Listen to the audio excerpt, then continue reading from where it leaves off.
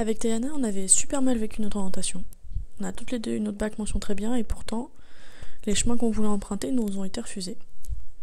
Puis on s'est aperçu plus tard que en fait on était arrivé dans une licence qui nous plaisait pas et qui nous correspondait pas. On s'est aperçu qu'on avait été super mal informés sur tout ça et que vraiment on n'était pas les seuls. Et en fait, on avait cette envie de faire quelque chose. On avait envie que ça arrive plus à tous les étudiants de France tous les ans. On avait envie de se dire que un jour ce serait différent et qu'on pourrait s'orienter beaucoup plus facilement. Bonjour! Si vous m'avez déjà entendu présenter le projet, vous devez savoir que généralement je commence par dire que j'ai 20 ans. Pourquoi ? Bah déjà parce que ça évite que l'interlocuteur perde du temps à se demander si je suis majeure. Et ensuite, parce que ça explique pas mal mon projet. Je voyais tous mes amis se réorienter, arrêter, déçus. Et en fait, bah ouais, c'est une majorité des gens. Le CNESCO a chiffré ça et il nous dit que 70% des jeunes jugent l'orientation source de stress. C'est absolument énorme. Et en plus, ils nous disent aussi que 20% d'entre eux estiment ne pas avoir eu le choix de leur orientation. C'est des chiffres qui font vraiment peur, je trouve, et finalement, quand on y pense, c'est pas très étonnant, puisque la majorité des institutions censées accompagner les jeunes dans l'orientation sont totalement dépassées par la problématique. En fait, que ce soit l'ONICEP, le CIDJ, l'étudiant ou les écoles, les lycées, ils peinent tous à créer une information sur l'orientation qui va vraiment parler aux jeunes, parce qu'en fait, les codes de l'information ont été totalement renversés par les nouveaux formats, les vidéos, par les réseaux sociaux, par le fait que les jeunes consomment l'information différemment et que donc elle leur est pas accessible de la même manière quand c'est véhiculé sur leur plateforme en fait. Et c'est exactement pour ça que j'ai décidé de créer Way, un réseau social d'orientation. En fait, je me suis dit, que font les jeunes la majorité du temps ? Ils sont sur les réseaux. L'idée, c'était de rendre ludique l'information dans un support qui leur parle. Et quoi de mieux que le réseau social pour rendre l'information concrète, c'est les gens qui racontent leur vie, et dans un format qui est vachement accessible aux jeunes. En fait, on s'est dit que c'était une plateforme sur laquelle ils allaient pouvoir partager sur leur vie, sur leur parcours, donner des informations qui racontent la vraie vie, interagir avec les autres, en fait donner vie à l'information, et dans un format qu'ils avaient déjà l'habitude d'utiliser. Après, au-delà de ça, on a décidé de rajouter sur la plateforme Way un média, une partie média avec un compte, du coup comme un compte Instagram, peu importe, c'est un compte sur Way, qui s'appelle la Rédac Way et sur lequel en fait on publie des interviews, des podcasts, des articles, différents formats qui sont plus aboutis que le partage d'un simple utilisateur et qui ont pour visée de vraiment aider le jeune à aller plus loin dans l'information, à se poser les bonnes questions et à avoir des éclairages vraiment aboutis. Actuellement, on a décidé de se concentrer sur cette stratégie-là puisque c'est ça notre création de valeur. Donc quand on arrive sur Way, il y a beaucoup de contenu de la Rédac Way, mais à terme, forcément, la partie réseau social, la partie partage de chacun va prendre de plus en plus de place puisque c'est justement chacun en partageant un petit peu, en donnant un petit peu de contenu qu'on va avoir une vraie grosse banque d'informations concrètes sur l'orientation. En fait, on a vu un problème et on a proposé une solution avec une approche des choses vachement jeune, une façon de communiquer un peu plus actuelle. Et c'est autant notre support que cette approche-là qu'on peut apporter aux marques ou aux institutions globalement qui sont concernées par l'orientation. Bien consciente qu'en termes de business, on avait encore des lacunes, on s'est tourné vers un incubateur qui a bien voulu de nous, Paris & Co. Et à Paris & Co, ils nous ont donné les notions de base, ils nous ont aidés à mettre les choses en perspective et à se rendre compte que tant qu'on n'a pas de clients, on a un hobby, comme ils aiment tant nous le rappeler. Alors on s'est mis à réfléchir à notre business model, on s'est mis à se dire qu'il y avait sûrement quelque chose à faire avec tous ces contenus qu'on créait et que des acteurs de l'orientation seraient peut-être intéressés. Depuis, on a rencontré beaucoup d'acteurs de l'orientation, beaucoup d'écoles, le CIDJ, NQT, beaucoup d'institutions dans le milieu qui essayent de faire quelque chose. L'idée c'est que nous on produit des contenus qui touchent les jeunes, on produit des concepts, des vidéos, des podcasts, on produit une information que les jeunes comprennent et qu'ils apprécient écouter. Ça, c'est notre expertise parce qu'on est jeunes. Et puis, les acteurs d'orientation, eux, ils ont plein d'informations à communiquer. Donc en fait, un peu comme une agence de prod, on les aide à produire des contenus sur l'information qui va vraiment toucher leur cible.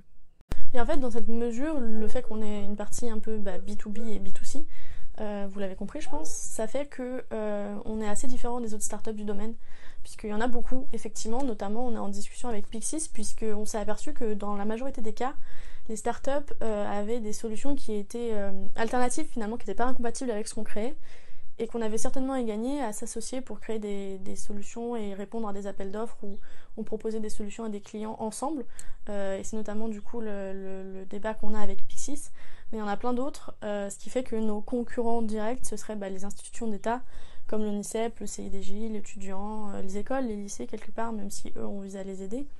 En tout cas ceux qui ont le monopole de l'information sur l'orientation actuellement, mais c'est justement en fait aussi des clients potentiels, puisque ceux qui ont envie de progresser, comme je pense notamment au CIDJ, et qui ont envie de passer une information plus jeune quelque part, peuvent se tourner vers nous justement pour faire appel à nos services et puis pour les aider à coproduire une information qui va vraiment toucher les jeunes. Créer Way, ça a demandé un travail vraiment conséquent et clairement j'aurais jamais pu aller au bout toute seule. Raison pour laquelle j'ai une cofondatrice, Tayana, qui m'a vachement aidée à la conceptualisation du réseau et qui garde toujours une place importante maintenant.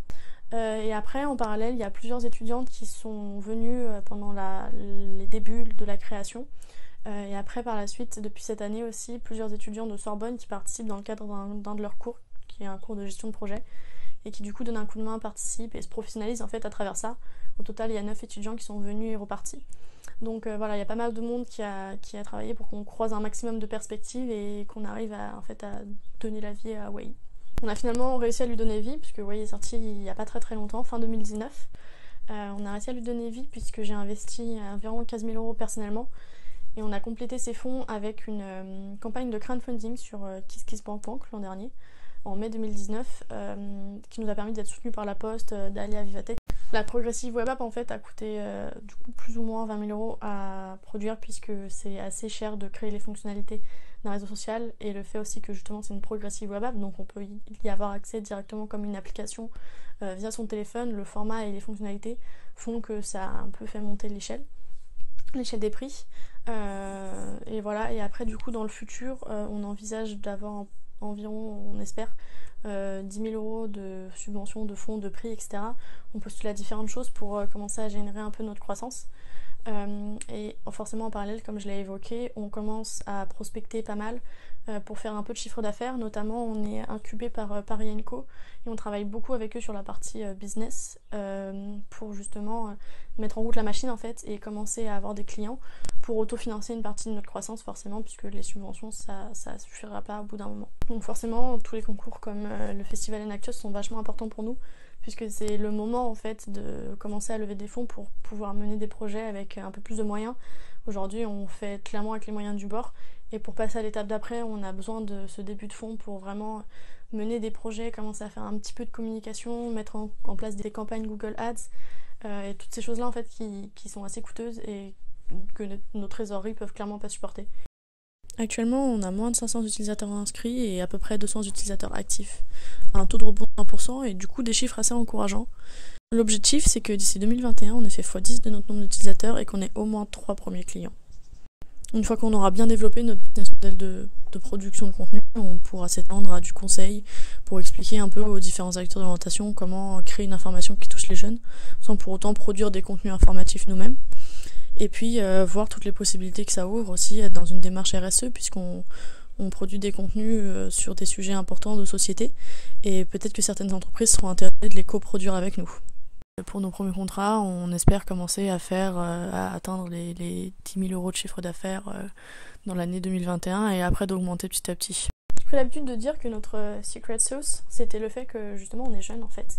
On voit souvent ça comme un inconvénient, pas chez Enactus heureusement, mais dans le business on voit ça comme un inconvénient, alors qu'en fait c'est super parce que justement on connaît nos cibles, c'est nos amis, c'est nous-mêmes. On sait exactement comment ils communiquent, qu'est-ce qui peut les atteindre. En fait, on peut répondre au mieux aux problèmes parce qu'on est les concernés par le problème. Et justement, cette approche du problème qu'on a théorisé et qu'on a mis en pratique pour Way, on peut aussi le vendre à des acteurs de l'orientation. Donc justement, c'est ça qui fait notre valeur ajoutée. En tout cas, j'ai hâte de pouvoir répondre à vos questions et discuter plus en amont avec vous. Et merci d'avoir pris le temps déjà de m'écouter et j'espère pouvoir passer encore les étapes.